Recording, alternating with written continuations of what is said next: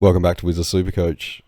Round zero's over, and what a fizzler it was. I get why, obviously, but round zero shouldn't be happening in the first place, and I'm not going to spend too much time complaining about it, or it'd be an hour-long video. It just felt weird, though, that you wait all those months for footy, and you get to the Friday night, and it's good to be watching footy again, and then Saturday, there's nothing. I don't think that even happened during COVID, so yeah, I wasn't a fan of that at all. The whole thing should just be scrapped. But, you know, there was a game today and it was all right to watch that. It wasn't a bad game despite being quite one-sided in the end. So, yeah, now we're on our own. All the pre-season and that's over. So, yeah, I mean, things could probably still change in the next 4 days. I'm sure news will come out as it does daily. But, yeah, we've seen everything that we could possibly see now in terms of games. All the free looks and stuff, they're out the way. And unfortunately, it was only the 2 real games in the end. So I'm just going to quickly review the 2 round zero games. We'll start with the Giants and Magpies because it's probably more fresh in the mind. And yeah, as I said, it probably wasn't as bad of a game as what the scoreline suggests. I think, you know, Collingwood got blown away a bit in the last quarter and that. But, you know, they still had 22 scoring shots. So yeah, it wasn't like it was an obliteration or anything in terms of gameplay. But Collingwood did look quite slow, and I expected more from them.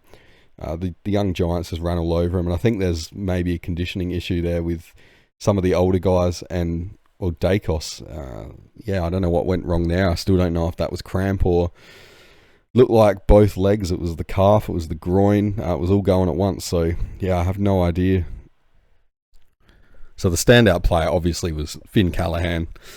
Not in my team, but you'd be stupid not to be considering him now. I think at that price, we've just seen what he can do in the real thing. And obviously he's not going to get 33 touches and 2 goals every week. If he does, he's winning the Brownlow. But yeah, he'd have to be in consideration.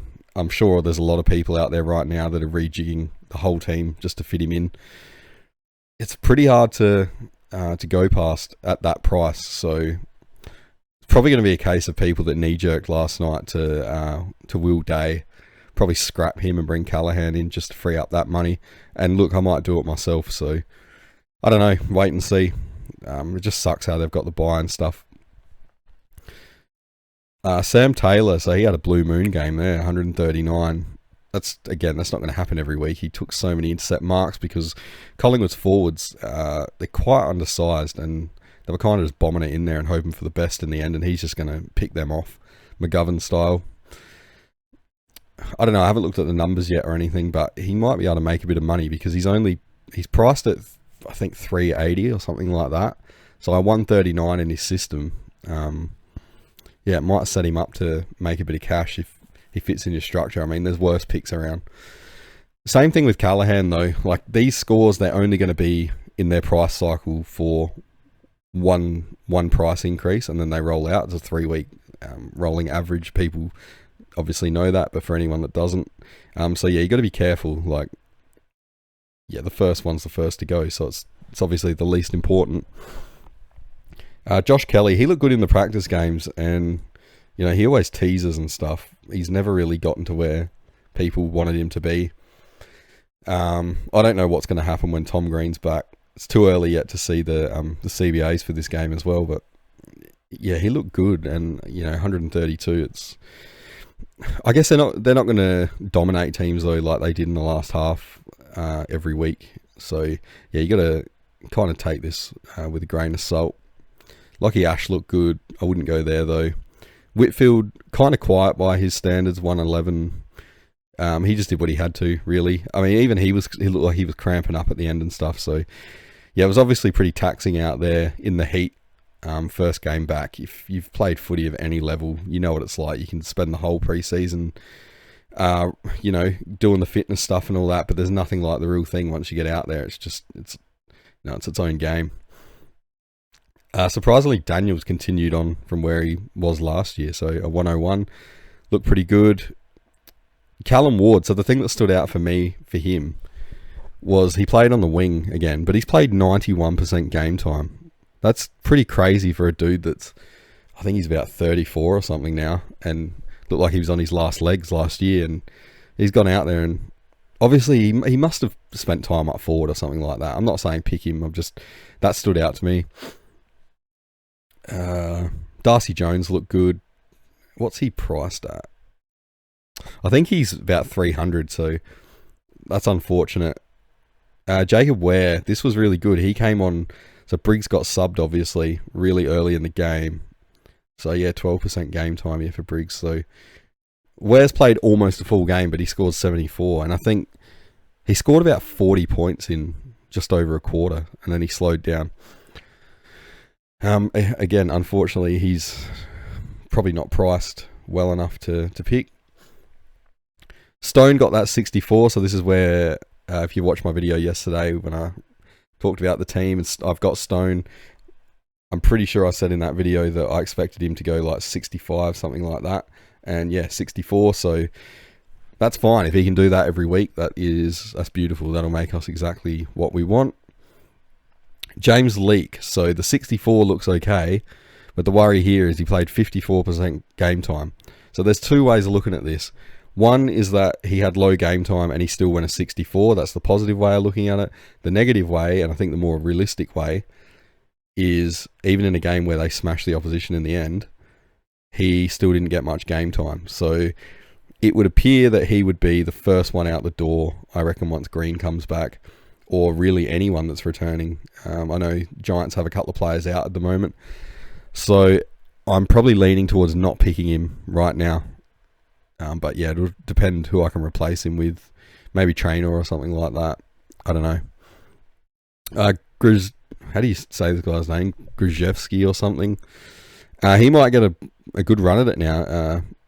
You know, it was horrible what happened to Briggs, but it might have opened the door for guys like him to get a good run at it. So 2 goals, and I think he played the backup ruck. Yeah, he got 6 hit-outs. So I think he's like pretty much basement price as well. So could be one there possibly. I don't know. What else is there here? Good to see Callum Brown back. Not for Supercoach or anything, but I enjoy when he gets goals at home and get to hear his song and all that. It's a good bit of theatre. Lockie Keefe. So he's the one that if Briggs is down, you would expect that he would probably be the guy to play first ruck. He got absolutely towed, and I know that Keefe's not like, I wouldn't say he's like a proper first ruck or anything like that, but I expect a little better because he played pretty much the whole game in there. You know, usually rucks will get at least a 70 or something, but not him. So, you know, at first when Briggs went down, I thought if he's out for a long period of time, because I think it was, I don't know, it looked like it could have been a neck issue more than a concussion, but, you know, Keefe's priced okay. I think he's under 200k. But with this kind of scoring, I'm just not interested anymore at all. And then, yeah, Briggs, unfortunately, he was looking like he could have been a decent bargain pick. But yeah, that's pretty sad. So I don't know how long he's going to be out for. But yeah, it really didn't look good at all. Now for the Pies, Darcy Cameron, obviously, he had the inflated score because he went up against Keefe for most of the game. What sucks about that, the 164 is great, but all these nuffies are going to jump on him now based off this one game. And I mean, he's a good pick. He's in my team. I think he's a really good pick. There's value there. But now I'm just going to get lumped in with the nuffies. So I'm glad that I made the video yesterday that already had him in my team, because I have not picked him based on this game. But yeah, he did look really good. He's just around the ground. He just has, I think, a lot of scoring avenues. He's not one that relies on purely hit-outs or anything like that. And I saw a few people, because there's a fair bit of chatter about him now, and saw a few people saying that, you know, he just beat up on Lockie Keefe. He kind of can't score on proper ruckman. That's not true. He actually last year went 160 on Grundy, 144 I'm pretty sure on Big O, and when he did go against Briggs last year, I think he dropped 130 on him as well. So yeah, Cameron, I stand by. I think he's a good value pick. Will he get as big as Gawn and Cherry? Probably not. Quite likely not. But, you know, can make up the points elsewhere, because he's 110, I think 110k less than Gawn. So, you know, I think we'll get like a a solid 110, 115 kind of average out of him. So just keep in mind as well, I don't want to bang on about him too much, but if you want proof of Cameron, like why he's good, go back and watch my ruck video that I did maybe in January or something like that, if you need to find it. But he came out looking really good there, and his average last year was completely dragged down by this one random game where he got sat forward, like in the goal square, against Brisbane, and he scored an 18. Cox played as the first ruck that day, and that was early on in the season. So yeah, keep that in mind as well. So I'll move on from him because I'm probably starting to gush about him a bit. Josh Dacos looked good. He's got that half-back role. We saw it last week with Houston in the team, and it was fine. But, you know, it's not the real thing, so we don't really know, I guess. My problem with him is he's going to take up one of those valuable midfield spots where the good rookies are. Obviously, he won't get DPP until round 6, so we can't swing him back until then. I just don't really want to go there. I don't think that Collingwood's play style is... it just doesn't suit half-backs, really, and especially not when there's going to be 2 of them. I don't trust it. Perryman, I'm a little sceptical of after this game. Now, the 93 looks good, especially for his price. And he's got the role, and, you know, he got 27 touches. His disposal lets him down. And you would think for 27 touches, you'd probably get a little higher than that. But hopefully this was just like some kind of floor game in terms of disposal efficiency. I hope he's not normally like that. I don't think he is. If anyone knows, let me know in the comments. But yeah, I'm still picking him for now. Things could change. Ed Allen looked alright. The only problem with him, he's just under 200k, so yeah, higher price again, and you'd want a bit more security, I think, in the team for that. But yeah, definitely looked alright. He was probably one of the few Collingwood players in the end that looked like he put in a proper 4-quarter effort. I was pretty impressed with him, but it didn't necessarily come out as a large Supercoach score. So Dacos, this is going to be a big talking point. So he got tagged by Bedford, although it didn't look like it was the tightest tag I've ever seen. He started off really well, and then maybe Bedford wasn't tagging him at the start. I don't think he was.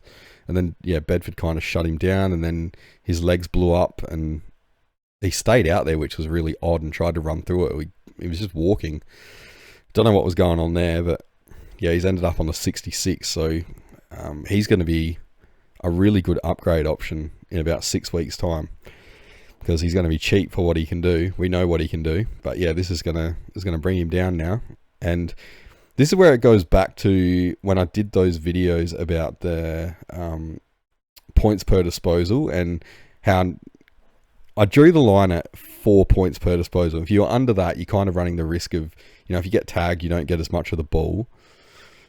You're more vulnerable to a floor score. So Dacos is a 3.8, and, you know, it's below the 4. So this is why he ends up with these 60 scores. He's,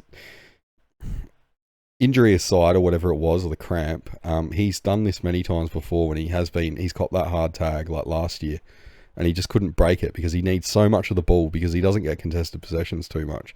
Like this is 12, but yeah, that's all right. But the way that they score it and stuff, it's not hard ball gets and stuff like that, like what Bont or whatever would get. So yeah, not quite the same. So the only bad thing about this is that all those people now that were going to pick him, and there was those of us that weren't, well, they've all been bailed out now.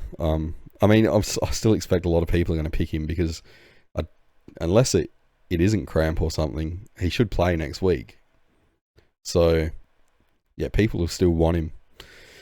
But yeah, he's not going to be as highly owned as he was, and those serious type players that were considering him, because, you know, there was merit to the pick anyway, but yeah, they're kind of going to be bailed, so that's annoying. We could have got the jump on him. What else is there? Collingwood's not very Supercoach relevant, I think. Pendlebury looked pretty bad. I'm a huge fan of his. A lot of respect for him, but oh geez, he looks so slow now. Like when he was in his prime, and even up to probably last year, I'd say, He just always looked like he had that extra time, like time would slow down around him. He just couldn't handle the pressure today. He was just getting caught a lot. So, yeah, it's not good when you see champions, when time catches up with them and it kind of sets in like that. Anyway, what else is here? Lachie Schultz had a terrible game. He doesn't look the same since he left Fremantle. Like, he was pretty decent there, but I don't think I've seen a good game from him in the Collingwood Guernsey. So I'll go to the other game now.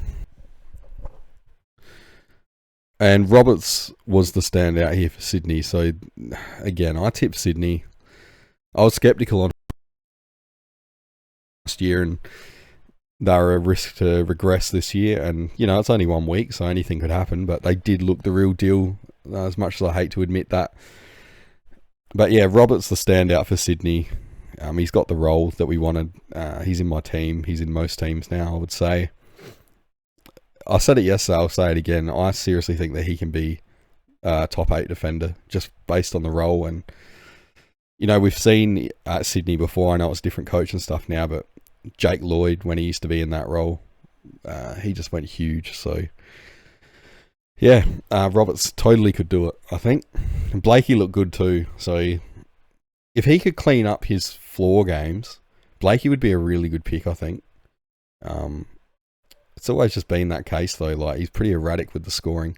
There's going to be a year probably where he does start to, or just out of nowhere, he'll probably become really consistent and we'll all miss the boat because he's at that price where it's not like an obvious pick. But, yeah, he looked really good.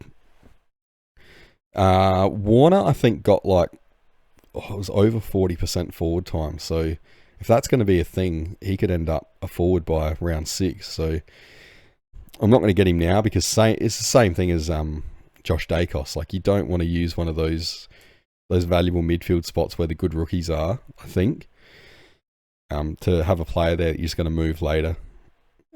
That's just personal preference. Other people have different strategies and stuff, and yeah, that's fine. I'm not saying don't do it, but I'm not going to. I felt sorry for Heaney. Sydney's midfield to me looks quite soft. And Heaney's the only one that kind of gives it his all, or keeps going hard when things get tough. So, yeah, he looked alright, even though he only scored the 105. He's a class player. Grundy, I think he's carrying injury or he's sick or something, underdone. He got going though. Like, he started out really slow, and he's come home pretty well there for an 87, which it's not a terrible score. I don't know why you'd be picking him though. It's obviously royalty of the past, but not so much anymore. Now he's more restrictive than anything. Who else? Wicks, so he's got that half back roll. An 82, that's alright. I think he's priced at 240, 250, something like that. And he's in the forward line. So, I would have said that he'd be one to watch, but I went back and had a look at the game against the Suns, and I think he only scored like a 52 or something like that. Basically, at that price, we would need him to average 70, 72, something like that to make enough money. So I don't really want to go there. I don't trust it, and I don't know. I don't trust these picks that they're a forward that they didn't know what to do with, so they made him into a defender kind of pick. I feel like they got pretty shitty job security, even though he's played all the practice games and stuff. Yeah, I don't trust that one. What else? Yeah, Ben Patton, 67. That was good. He's in my team. A little bit of a worry that he only got the 35 fantasy points here, but I don't know. Again, there's two ways of looking at these things.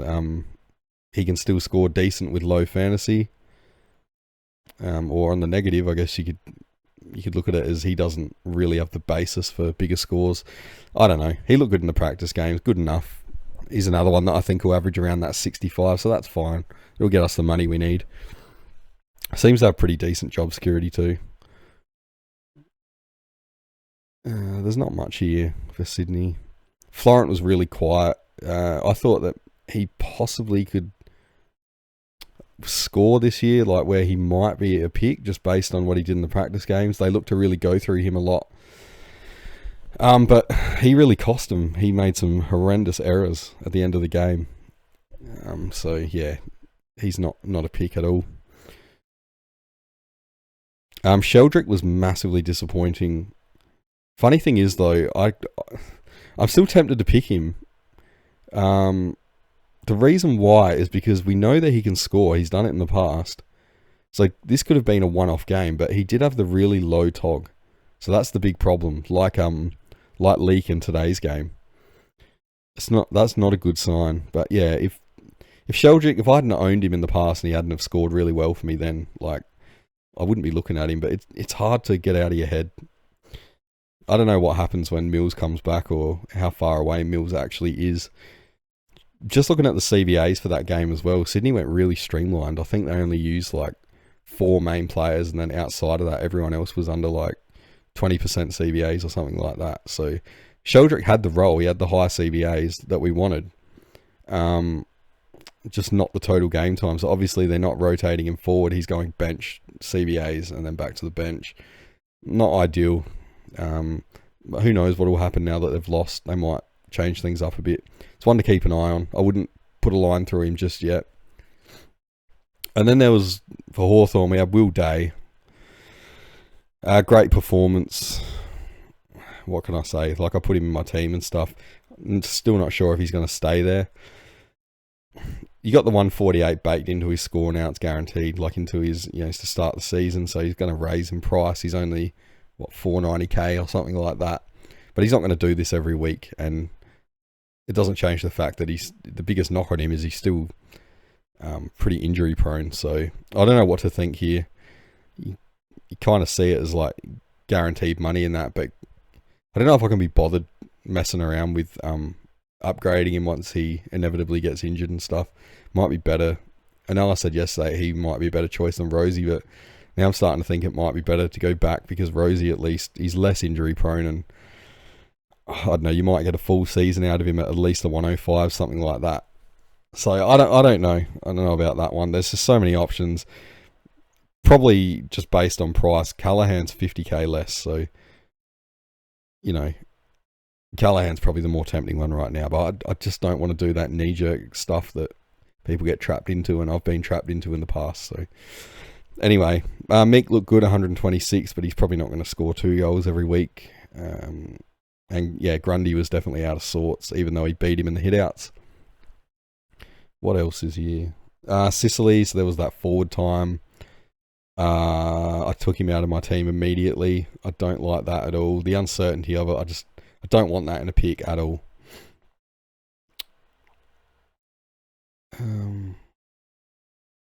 Yeah, Hawthorn's not hugely relevant either, are they?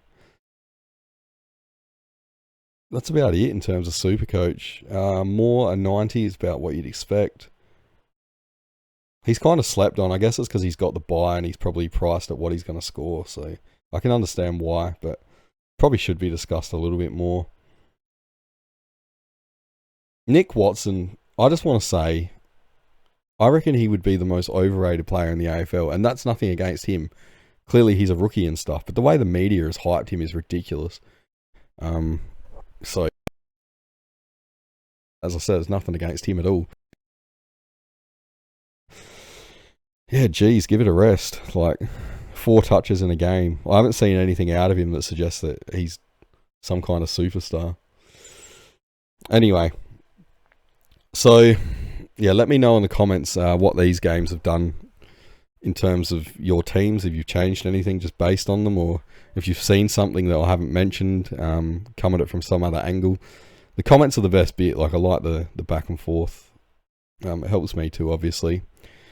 But yeah, like, subscribe, comment, all that stuff. And yeah, I hope your team's going well and everything. As I said, I think we've got 4 days to lockout, so it's getting very stressful now because it is all done. We don't get any more free looks, as I said. So anyway, thanks for watching, as always, and well, whatever I do next, I don't know what the next video will be. Probably a final team reveal on either on the Thursday Arvo or on the Wednesday night. But yeah, I'll catch you in that one. So cheers.